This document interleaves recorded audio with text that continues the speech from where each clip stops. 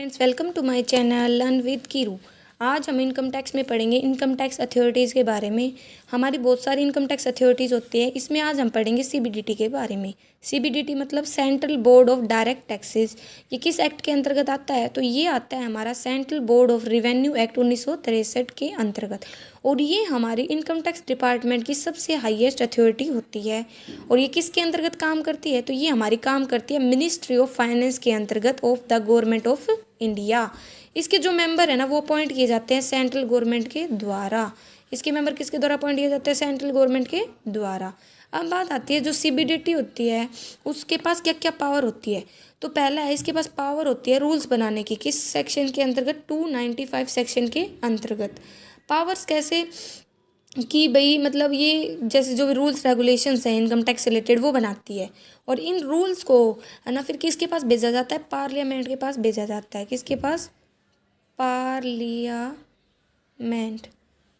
Parliament के पास क्यों भेजा जाता है? ताकि अप्रूवल मिल सके पार्लियामेंट का। ठीक है। दूसरा आता है power to issue instructions and directions.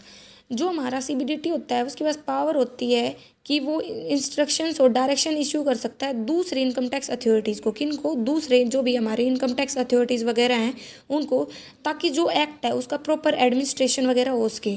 लेकिन कुछ मैटर ऐसे होते हैं जिन पर ये ना उनको इंस्ट्रक्शंस और डायरेक्शन नहीं दे सकता, उनके काम में इंटरफेयर वगैरह नहीं कर सकता। तीसरी पावर है इसके पास power to authorize income tax authority to admit application. मतलब ये जो हमारा सीबीडीटी होता है ये दूसरे इनकम टैक्स अथॉरिटीज़ को पावर देता है कि वो एप्लीकेशन को एक्सेप्ट कर सकते हैं। लेकिन कब? जब एक्सपायरी हो जाए टाइम पीरियड की। मतलब एक फिक्स पीरियड था कि आपको उस पीरियड में एप्लीकेशन एक्सेप्ट कर सकते थे, लेकिन वो पीरियड हो गया एक्सपायर। तो उसके बाद अगर एप्लीकेशन एक्सेप्ट करनी हो तो उसके लिए हमारे पास किसकी परमिशन होनी चाहिए? मतलब अदर इनकम टैक्स अथॉरिटीज़ के पास तो वो होनी चाहिए सीबीडीटी की। ये एप्लीकेशन किससे रिलेटेड हो सकती है? एग्जाम्शन, डिडक्शन, रिफंड वगैरह से रिलेटेड हो सकती है। Power to relax compliance of certain requirements. कहते हैं कि मतलब कुछ रूल्स रेगुलेशंस होते हैं जिनको फॉलो करना ज़रूरी होता है, लेकिन जो सीबीडीटी है इस कुछ हार्डशिप हो जाती है रूल्स रेगुलेशंस को फॉलो करने में। तो उस हार्डशिप वगैरह को, उस डिफ़िकल्टी को कम करने के लिए क्या कहता है कि छूट दे देता है, रिलैक्सेशन दे देता है कि आपको उन रूल्स रेगुलेशन को फॉलो नहीं करना है। ठीक है। फिर आता है पावर टू अपॉइंट। कहता है कि जो हमारा सीबीडीटी होता है उसके पास पावर होती है अपॉइंट करने की। किन को? जैसे जो भी हमारी असिस्टेंट कमिश्नर है, डिप्टी कमिश्नर है, उससे नीचे के जो भी ऑफिसर है उनको अपॉइंट करना।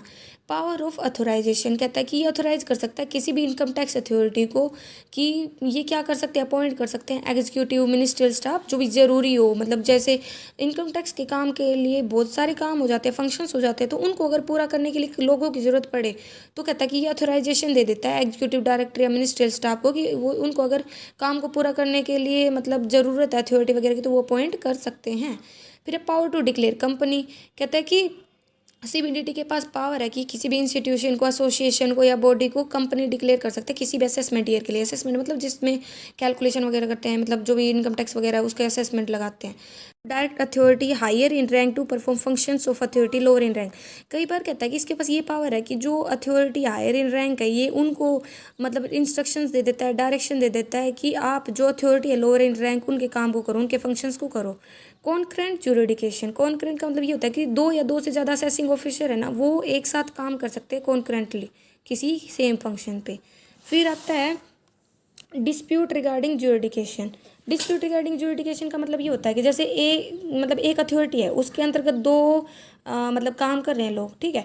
तो क्या एक अथॉरिटी से केस लेकर उसी के अंतर्गत दूसरी अथॉरिटी को नहीं देना चाहिए, डिस्प्यूट वगैरह हो सकता है।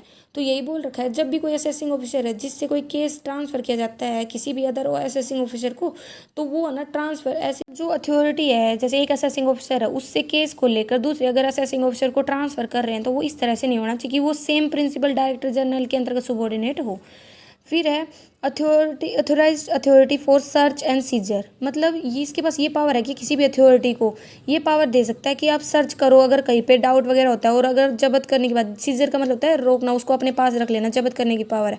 Order to furnish information to officer etcetera of the department if it in public interest. अगर कोई इन्फॉर्मेशन है जो किसी मतलब ऑफिसर के पास है और वो पब्लिक इंटरेस्ट के लिए ज़रूरी है डिस्क्लोज करना, तो ये उनको अथोराइज कर सकता है, उनको मतलब ऑर्डर दे सकता है कि भाई आप ये इन्फॉर्मेशन को मतलब